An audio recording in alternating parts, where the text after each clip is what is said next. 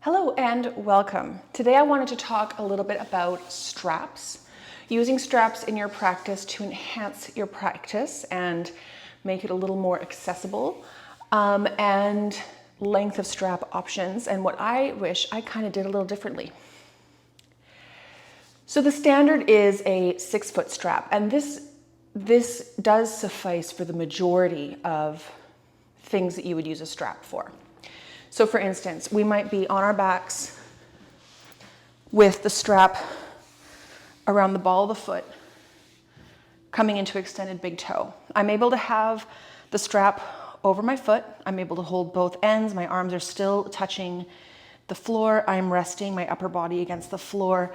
I can do different hip movements using the strap for some support.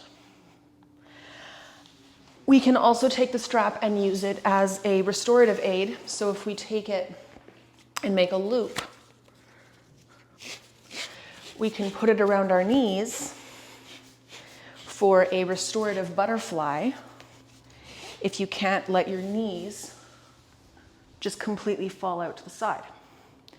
So these 6-inch straps can make a sufficient loop for most people to support their knees. But there are some instances where an even longer strap would be handy. And the thing is, if you have a long strap but don't need that much length, that's okay. The end can just dangle. But if you need more strap and it doesn't exist, that becomes a little problematic. Now, this strap is excessively long. It's very, very long. But they do make 8-foot long straps. So you can see that I've got a tail and I've also got a very large loop. I've got possibly a larger loop than I'd be able to make with my regular strap. Now, one example of a movement I really like to do with people, and I love to do myself because it really helps my hips, is much easier to do with a longer strap that you can make a bigger loop with. So once again, I'm going to have one part of the strap around the ball of my foot. I'm going to have my arms coming straight through the top of the other loop. I'm going to have my leg relatively straight, and I'm going to pull with my arms to move my leg towards my torso passively. And then I'm going to start to let the weight of my leg pull my arms back down. And the purpose of this movement exercise is to mobilize the hips and the shoulders, to use them in tandem with each other, so there's some coordination. And we're also trying to move the hips and the shoulders, but keep the spine quiet in between. So we're also doing some spinal awareness. We're letting that spine core stay quiet without like clenching to make it stay still. And we're just seeing what kind of hip and shoulder mobility we have without the spine having to get involved.